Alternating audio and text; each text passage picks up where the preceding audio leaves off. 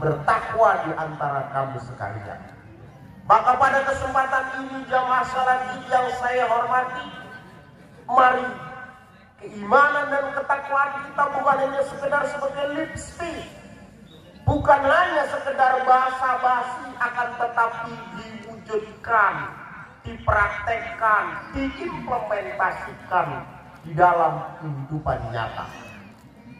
Yang seperti itulah yang diharapkan oleh ajaran Islam. Yang seperti itulah yang dituntunkan oleh syariat Islam, oleh Rasulullah Sallallahu Alaihi Wasallam. Mudah-mudahan Allah senantiasa memberikan kekuatan kepada kita semua untuk semakin menyempurnakan keimanan, keislaman, dan ketakwaan kita kepadanya. Jamaah salat Idul Adha rahimakumullah yang saya hormati, Rasulullah Sallallahu Alaihi Wasallam adalah manusia yang paling sukses sejak Nabi Adam diciptakan sampai nanti dunia ini dikukut. Kesuksesan Rasulullah Sallallahu Alaihi Wasallam tidak hanya diakui oleh orang-orang Islam, oleh kita sebagai pemeluknya, akan tetapi orang Nasrani pun, orang yang tidak sekeyakinan dengan beliau pun menuangkan statementnya, menuangkan tulisan-tulisannya. Ada seorang penulis dari Amerika yang bernama Michael Hart. Dia menulis sebuah buku, The 100 Ranking Influential Person of History. 100 tokoh manusia sukses dalam sejarah. Michael Hart yang bukan orang Islam itu mendudukkan Nabi Muhammad SAW pada ranking 1. Subhanallah. Bukan Napoleon Bonaparte, bukan Albert Einstein sebagai fisikawan, bukan Yesus Kristus, bukan Nabi Isa alaihissalam, tapi Nabi Muhammad Sallallahu Alaihi Wasallam dipasang pada urutan pertama dan beliau melakukan survei, melakukan penelitian lebih dari 10 tahun lamanya. Apa kata dia? He was beyond name and history. Dia adalah satu-satunya manusia dalam sejarah who was supremely successful. Dia manusia yang paling sukses dengan sempurna on both the religion in the secular reform, baik di bidang agama maupun di bidang keduniaan. Apa yang dikatakan oleh Michael Hart itu kita menjadi saksi kebenarannya. Beliau seorang anak yang lahir dalam posisi yatim piatu. Dia sudah berikutnya menjadi yatim piatu pada saat usia 4 tahun. Dan seterusnya dia menjadi pemimpin dunia yang pengikutnya sekarang menjadi semakin bertambah banyak. Jamaah sholat Id yang saya hormati, anehnya sekarang di Indonesia sebagai negara yang penduduk muslimnya terbesar di dunia, tapi kadang-kadang kita melihat kualitas orang Islam di masyarakat kita sekarang ini harus senantiasa ditingkatkan. Rasulullah Sallallahu Alaihi Wasallam telah memberikan warning kepada kita semua, memberikan peringatan kepada kita semua. Yushikul umamu antadada'a alaikum kama tadada'al akhlatu ala qas'atiyah. Akan datang satu zaman, satu generasi yang akan menyantap habis kamu sekalian, seperti orang menyantap habis dalam hidangan suatu pesta. Kama tadada'al akhlatu ala qas'atiyah. Sahabat mendengar kata-kata itu tertegun dan memberikan sebuah lontaran pertanyaan. Hal min qillatin nahnu yauma idzin ya Rasulullah.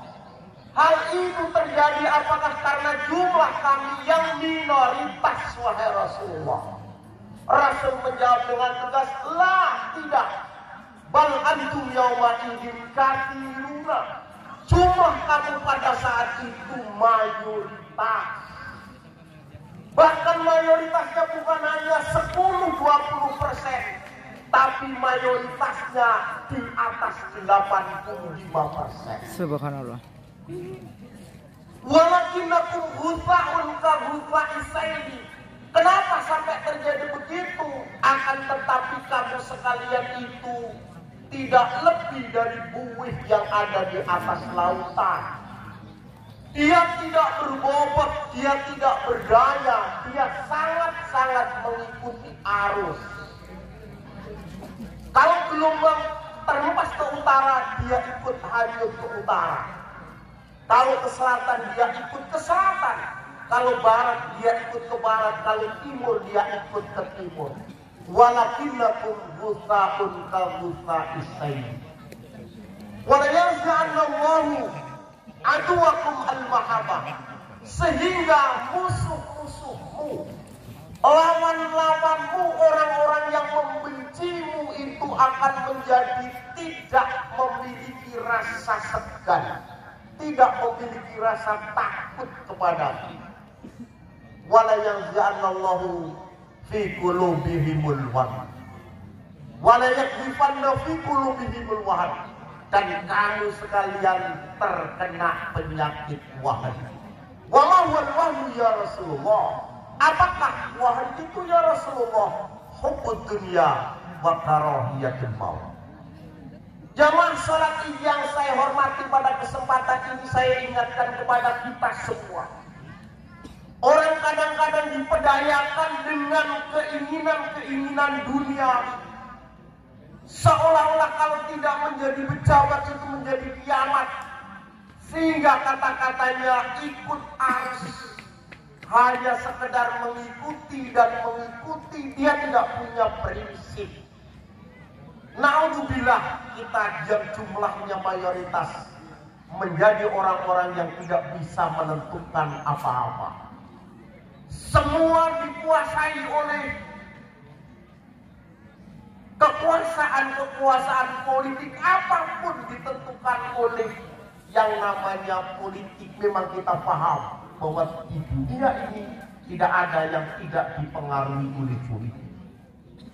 Hukum itu produk politik, ekonomi dikuasai oleh penguasa-penguasa politik. Sampai menentukan hari raya pun juga seperti itu, jamaah salat yang saya hormati. Ini menjadi bagian dari yang mestinya orang-orang Islam memiliki prinsip. Jangan kemudian menjadi orang-orang yang takut mati karena mencintai dunia. Oleh karena itu jamaah salat yang saya hormati, melalui mimbar ini saya menegaskan, mengingatkan kepada kita semua, mari kita tingkatkan kualitas diri kita, kualitas keimanan dan keilmuan kita, sehingga kita bukan hanya menjadi orang-orang Islam, akan tetapi menjadi orang-orang yang mengimani ajaran Islam, mengilmui ajaran Islam, dan mengamalkan ajaran Islam dengan baik dan benar. Allahu Akbar, Allahu Akbar, la ilaha illallah wallahu akbar, Allahu Akbar, walillahi